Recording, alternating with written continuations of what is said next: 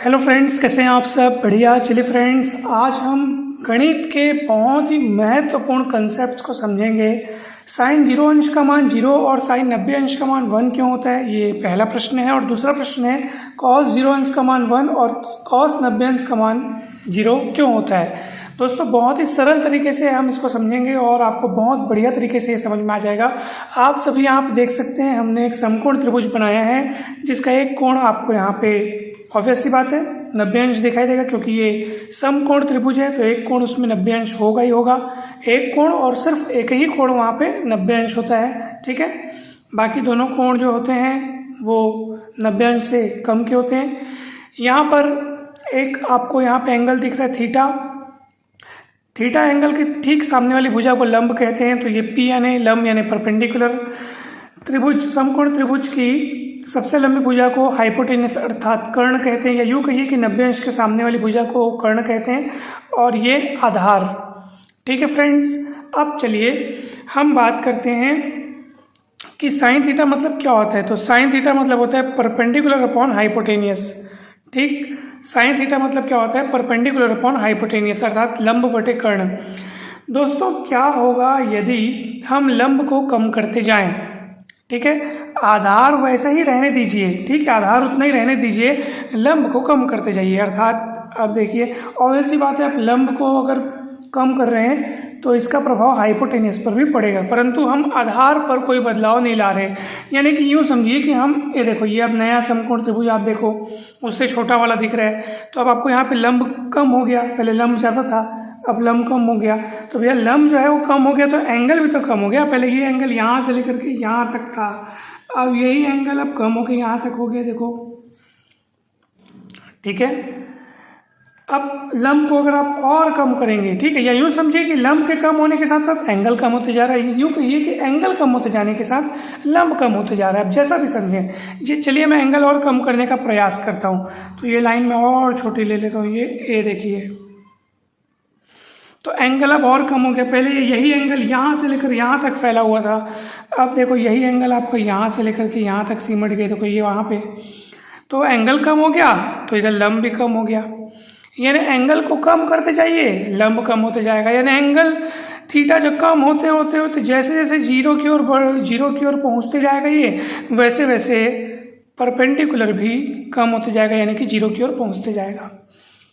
यानी कि अगर यहाँ पे थीटा टेंस टू जीरो अपन अप्लाई करें तो यहाँ परपेंडिकुलर भी जीरो हो जाएगा। इसलिए साइन 0 का मान 0, क्योंकि थीटा जैसे जैसे जीरो की ओर प्रवृत्त हो रहा है वैसे वैसे लंब जो है उसकी लंबाई वो भी जीरो की ओर प्रवृत्त हो रही है। दोस्तों, यहाँ से आप समझ सकते हैं, पहले बड़ा त्रिभुज देखा, फिर मैंने उससे छोटा किया तो एंगल कम हो गया।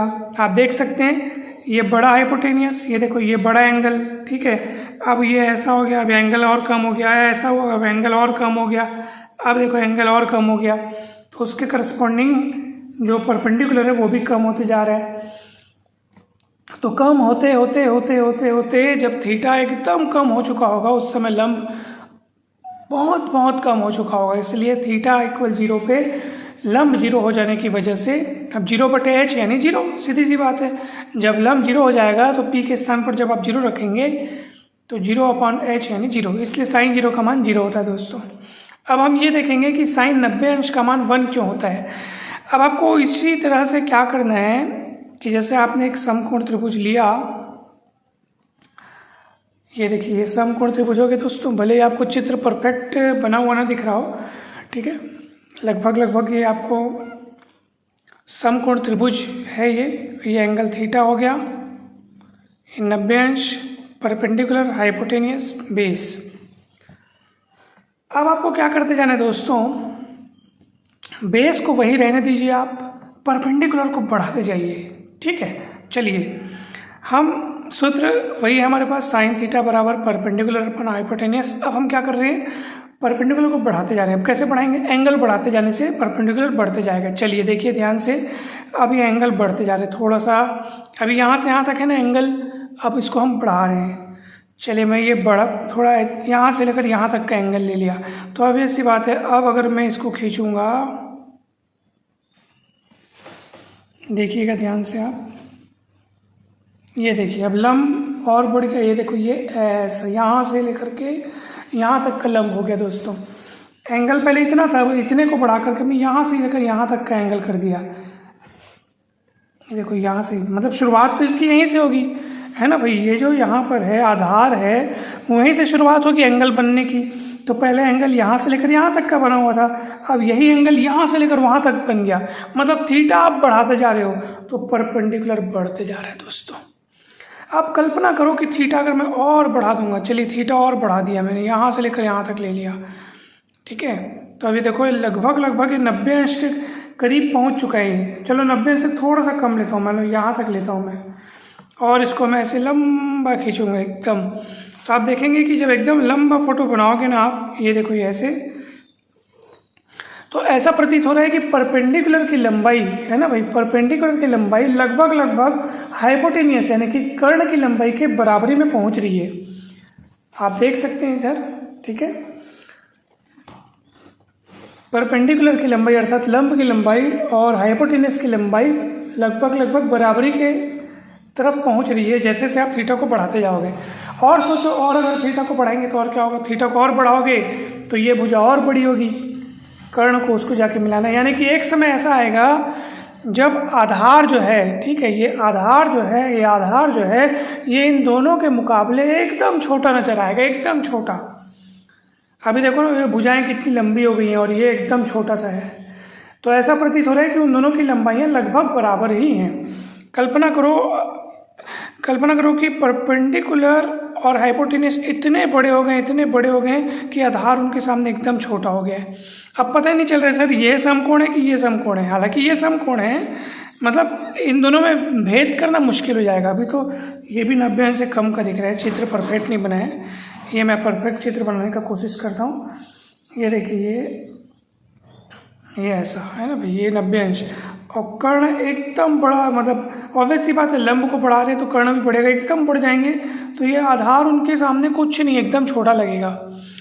और ऐसी स्थिति में आप देख सकते हैं कि ये और ये इसकी लंबाइयाँ लगभग बराबर हो जाएंगी। और उस समय देखो ये वाला एंगल जिसको हमने थीटा कहा था वो 90 अंश की ओर पहुँचेगा। यानी कि जैसे जैसे थीटा को आप 90 अंश की ओर पहुँचाओगे दोस्तों, ठीक है, थीटा टेंस टू 90 की जैसे जैसे होगा, जैसे इसको आप इंग्लिश में लिख सकते हो as theta tends to 90 degree, तो परपेंडिकुलर और हाइपोटेन्यूस की वैल्यू क्या होने लगेगी, बराबर होने लगेगी।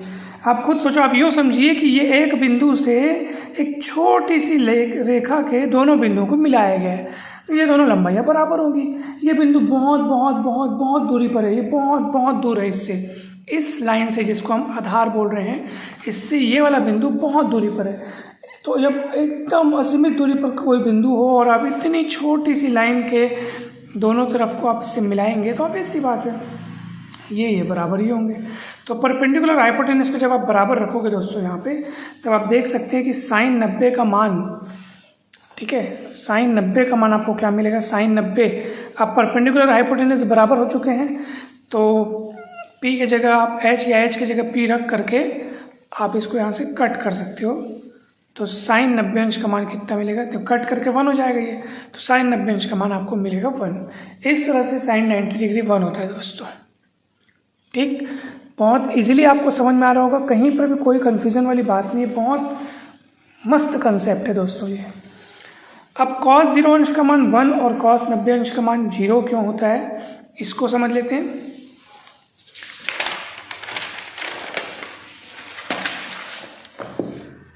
दोस्तों cos थीटा का मतलब होता है आधार बटे कर्ण, ठीक है, आधार बटे कर्ण।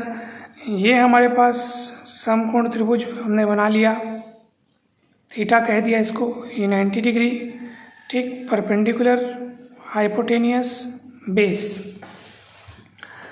दोस्तों अब आप देखिए परपेंडिकुलर जो है आपके पास यहाँ पर, ठीक है, उसको वही रहने दीजिए, ठीक है, उसको उतना ही रहने दीजिए, बेस को बदलिए, अब बेस को छोटा करते जाइए दोस्तों। तो चलिए मैं इस पॉइंट को इधर सरकाते जाता हूँ, ये थोड़ा मैंने सरका दिया, ऑब्वियस सी बात है एंगल बढ़ा हुआ मिलेगा आपको, एंगल आपको बढ़ा हुआ मिलेगा, ठीक है। ये पॉइंट को आप जैसे से इधर सरकाते जाओगे ना, ये एंगल बढ़ता हुआ मिलेगा। और सरका दो, और एंगल बढ़ा हुआ दिख रहा है, देखो, और मिला दो, और बढ़ गया। एकदम पास ला दो और बढ़ गया। तो आप देख रहे हैं जैसे जैसे आप इधर पहुंचते जा रहे हैं ये एंगल बढ़ता जा रहा है, देखो ना कितना बढ़ गया ये। तो थीटा टेंस टू जैसे से और करीब लाएंगे एकदम करीब, तो ऐसा लगेगा कि ये इसी दोनों बराबर हो गए, 90 अंश के बराबर हो गया, ऐसा आपको लगेगा। ठीक, तो जैसे से थीटा टेंस टू 90 डिग्री। अच्छा एक और बात, जैसे से अपन इसको इधर लाते जा रहे हैं बेस की वैल्यू तो कम होती जा रही है। पहले बेस इतना बड़ा था, अब ये पॉइंट इधर से रख गया, बेस छोटा हो गया, पॉइंट और बेस छोटा, पॉइंट इधर और सर का बेस छोटा, तो एंगल बढ़ते जा रहे हैं, बेस छोटा होते जा रहे हैं। जब थीटा टेंस टू 90 डिग्री होगा, अर्थात जब थीटा 90 अंश हो जाएगा, उस समय बेस तो बेचारा बचेगा ही नहीं, बेस तो 0 हो जाएगा। तो as theta tends to 90 degree base is equals to 0। तो इसलिए कॉस 90, जब यहाँ पे आप थीटा के स्थान पर 90 रखोगे उस समय बेस 0 हो जाएगा, इसलिए कॉस 90 अंश का मान 0 होता है दोस्तों। और कॉस 0 का मान 1 कैसे होता है ये भी हम देख लेते हैं। चलिए अब आपको क्या करना है, ये थीटा है, बेस हाइपोटेनियस परपेंडिकुलर इन 90 डिग्री। फ्रेंड्स अब आपको ना इस पॉइंट को दूर ले जा रहे हैं, बहुत दूर ले जाइए, बहुत दूर बहुत दूर बहुत दूर, इसको वैसे रहने दीजिए। आप सोचो अगर मैं इस पॉइंट को दूर ले जा रहा हूँ ये ऐसा, अब क्या होगा बताइए?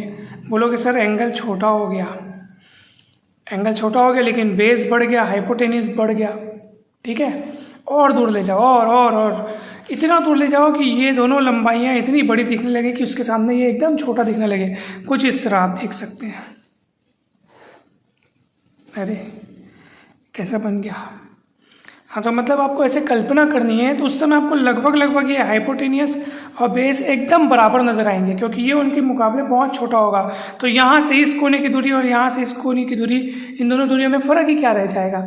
और उस समय आप देखो थीटा एकदम छोटा हो चुका है, यानी कि जैसे जैसे थीटा टेंस टू 0 वैसे वैसे आपका बेस और हाइपोटेनियस यहाँ पे बराबर होने लगेगा। तो इसलिए जब cos 0 का मान आप निकालोगे तो बेस और हाइपोटेनियस बराबर हो जाएंगे, तो हाइपोटेनियस के स्थान पर बेस रख के बी कट जाएगा तो 1 बचेगा।